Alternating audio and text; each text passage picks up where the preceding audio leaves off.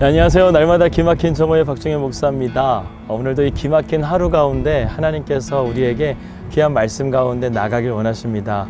이 정오의 시간에 우리 하나님 말씀 가운데 또 믿음으로 승리하는 시간 되길 바라겠습니다. 하나님 우리에게 복 주시기를 원하시죠. 복이 어떻게 오는가? 바로 기도를 통해서 옵니다. 마태복음 11장 17절 말씀에도 내 집은 만민이 기도하는 집이라고 할 정도로 하나님께서는 우리가 기도하기를 원하십니다. 그런데 오늘 말씀은 참 저에게도 부담이 됩니다. 저는 목회자입니다. 그런데 바쁜 일정 때문에 하나님께 기도하는 시간이 들쑥날쑥했기 때문에 오늘 이 말씀을 드리는 것이 참 저에게는 좀 부담이 되기도 합니다. 여러분, 우리는 기도해야 됩니다. 왜냐하면 기도는 마귀를 이기는 영적인 무기요, 하늘의 축복의 문을 여는 영적인 통로요, 그리고 우리가 날마다 숨쉬는 영적인 호흡이기 때문에 그렇습니다.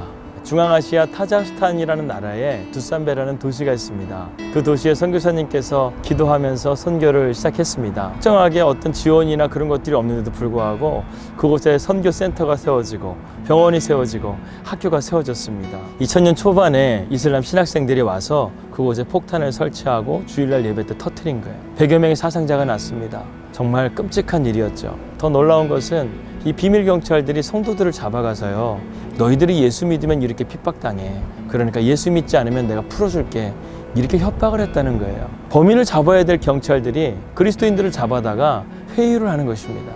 그런데 그리스도인들이 끝까지 예수님을 믿겠다고 고집하니까 그곳에 있는 비밀 경찰들도 이 사람들은 진짜 신도라는, 이 사람들은 진짜 신자라고 이렇게 인정했던 그 사건이 있었다고 합니다. 그런데 일주일 지난 후에 선교사님이 좀 이런 생각이 들었다고 합니다.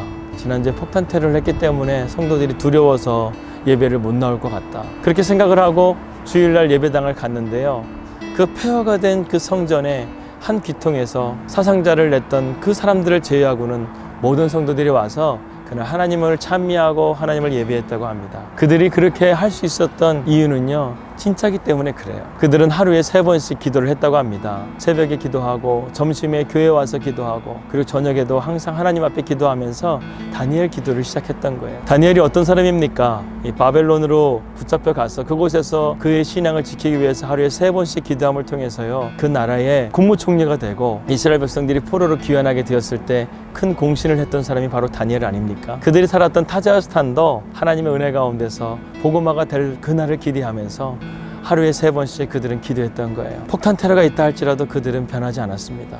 그들은 계속해서 기도했고 지금은 너무나 놀라운 귀한 사역들을 감당하고 있습니다. 사랑하는 여러분, 기도는 이렇게 우리에게 엄청난 하나님 놀라우신 일들을 발견하게 됩니다. 우리의 인생, 여러분의 인생의 궤적을 돌고 있습니까? 그러나 우리가 부르심이 합당한 인생을 걸어가게 되면 하나님의 궤적 안으로 우리가 들어가게 돼서 우리의 인생이 놀랍게 변화될 줄을 믿습니다. 오늘날 기독교를 보게 되면 많이 약해진 것 같습니다. 그 약해진 이유는 단 한 가지입니다. 기도가 약해졌기 때문에 그렇습니다.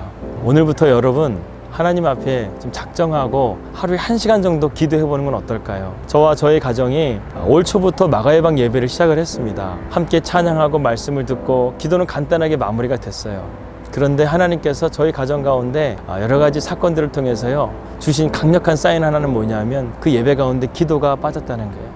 그래서 저희가 그 마가의방 예배에 1시간 기도를 시작을 했습니다. 그러니까 그 기도 가운데서 하나님께서 놀랍게 역사해 주시면서요, 지금은 저희가 하나님의 부르심까지 받는 그 자리까지 가게 된 거예요. 저는 저와 여러분의 기도가 마치 엘리야의 갈멜산의 기도처럼 영적 전쟁 가운데서 승리하는 기도가 되어지고, 또 모세의 기도처럼 이스라엘 백성들을 구원하는 기도가 되어지고, 또 그리고 바울의 기도처럼 교회를 살리는 기도가 되기를 바랍니다.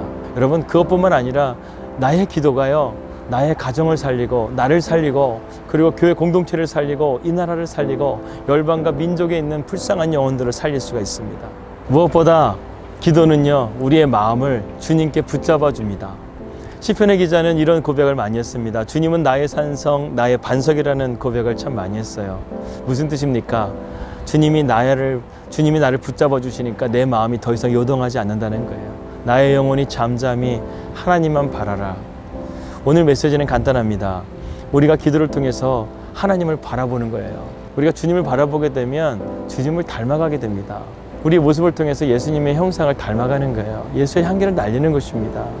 그러한 우리의 삶의 모습이 저와 여러분의 모습이 되었으면 좋겠어요. 하나님께서 제 삶 가운데서요, 정말 이제는 하나님이 제 삶을 붙잡고 이끌어 가시는 거예요. 저는 이게 즐거워요. 제가 순종만 하면요, 우리가 인생의 궤적 가운데서 하나님의 궤적으로 옮겨진다니까요. 그 놀라우신 하나님의 비전과 하나님의 뜻을 우리가 온전하게 바라보면서 오늘 날마다 기막힌 정오, 앞으로 여러분들과 함께 멋지게 주님과 함께 동행하는 삶이 되길 바라겠습니다.